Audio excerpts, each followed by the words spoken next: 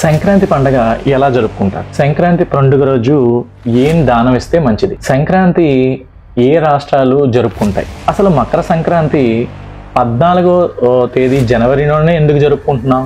అసలు ఈ సంక్రాంతి పండుగ చరిత్ర ఏంటి? అసలు ఏమైనా కథనాలు ఉన్నాయా? అసలు మన తెలుగు వాళ్ళు ఇంత చక్కగా ఎందుకు ఈ పండుగని అంత ఘనంగా చేసుకుంటున్నాం? ఈ రోజు మన వీడియోలో తెలుసుకోబోతున్నాం. సో కొత్త వాళ్ళు ఎవరైనా వచ్చినట్టయితే మా ఛానల్ సబ్స్క్రైబ్ చేసుకోండి. ఇది ఇన్ఫర్మేటివ్ మెసేజ్ అయితే మీ ఫ్రెండ్స్ కి షేర్ చేయండి.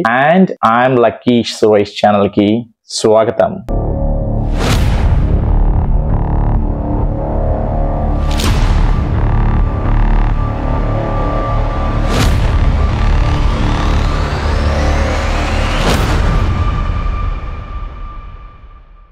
మన తెలుగు రాష్ట్రాల్లో ఈ పండగ భోగితో మొదలవుతుంది, తర్వాత సంక్రాంతి, తర్వాత కనుమ, అండ్ కొన్ని ప్రాంతాల్లో అయితే ముక్కనుమ కూడా చేస్తారు. ఈ 3 రోజుల్లో మొదటి రోజు భోగి మంటలతోనూ, రెండో రోజు పొంగలి పిండి వంటలతో పితృదేవతల దేవుళ్ళు పూజలతో, 3వ రోజు గో పూజలతో, అలాగే మాంసప్రియులకి మంచి కూరలతో 3 రోజుల పండుగ ఎంతో అట్టహాసంగా చాలా కన్నుల పండుగగా సాగుతుంది.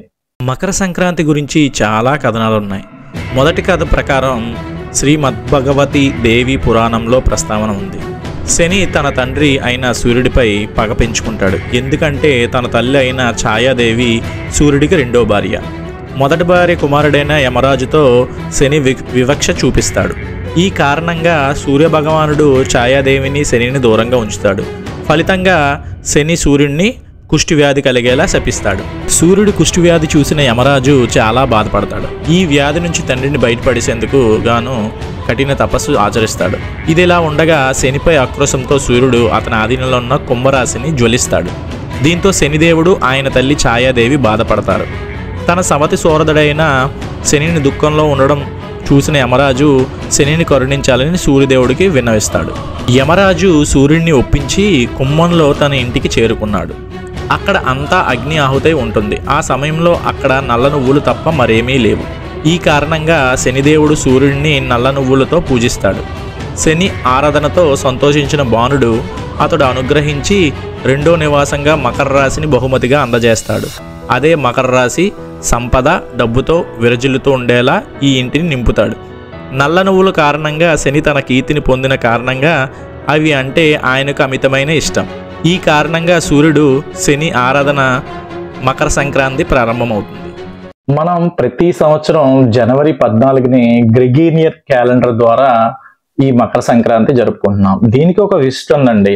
ఎప్పుడైతే మన ఈ సోలార్ సిస్టంలో సూర్యుడు మకర రాశిలోకి వెళ్ళినప్పుడు ఈ మకర సంక్రాంతి జరుపుకుంటామని ఒక సైన్స్ పరంగా కూడా మనం తెలుసుకోగలం. బట్ ఇది లీప్ ఇయర్ కాబట్టి 2024, అందుకే ఈ నెల జనవరి 15ని ఈ సంక్రాంతి పండుగ అనేది చేసుకోబోతున్నాం. మకర సంక్రాంతి సంబంధించి రెండో కథ గంగా ఆగమనం. మకర సంక్రాంతి రోజునే భగీరథుడు ఆకాశ గంగను భూమిపై స్వాగతిస్తాడు. గంగ ముని ఆశ్రమాన్ని అనుసరించి సముద్రంలోకి ప్రవహిస్తుంది. ఈ రోజు గంగా నది భూమిపైకి వచ్చినందున నమ్ముతారు. కాబట్టి ఈ రోజు గంగా నదిలో స్నానం చేస్తే పుణ్యఫలాలు పొందుతారని విశ్వసిస్తారు. తన పూర్వీకులకు తర్పణం సమర్పించేందుకు గాను గంగను భూమిపై ఆహ్వానిస్తాడు భగీరథ మహర్షి. ఈ ప్రతిపాదన గంగాదేవి అంగీకరించి మకర సంక్రాంతి రోజున పృథ్వీపైకి వస్తుంది. గంగా సాగర్లో ఈ రోజు ప్రత్యేక ఉత్సవం జరుపుతారు. ఈ సంక్రాంతి పండుగ తెలంగాణ మరియు ఆంధ్రప్రదేశ్లో 4 రోజుల పాటు ఈ పండుగను జరుపుకుంటారు. అసలు సంక్రాంతి ప్రత్యేకత ఏంటంటే ముగ్గులండి. ఇది ఎందుకు వచ్చిందంటే, ఏదైతే అప్పుడు బియ్యం పిండితో ఈ చుక్కల ముగ్గులు అవి పెట్టి సో ఇలా ఇంత గ్రాండ్ గా అలంకరించుకొని తెలుగు మహిళలు అంటే వెల్త్ గానీ హెల్త్ గానీ ఆనందంగా ఉండాలని తెలియజేయడానికి సింబాలిక్ గా ఈ ముగ్గులు కూడా వేస్తారన్నమాట. మకర సంక్రాంతికి మరో పురాణ గాథ కూడా ఉంది. భీష్మ పితామహుడు మహాభారత కాలంలో తన శరీరాన్ని అర్పించాడు.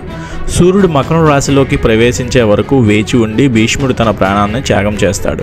సూర్యుడు ఉత్తరాయణం సమయంలో శరీరాన్ని త్వజించే వారి ఆత్మలు నేరుగా స్వర్గానికి వెళ్తాయని ఒక నమ్మకం. దీని ద్వారా వారి ఆత్మజనన మరణాల నుంచి విముక్తి పొందుతుంది. శ్రీ మహావిష్ణువు రాక్షసులను అంతం చేయడం ద్వారా యుద్ధాన్ని ముగించినట్లు మకర సంక్రాంతిపై ఓ పురాణం ఉంది.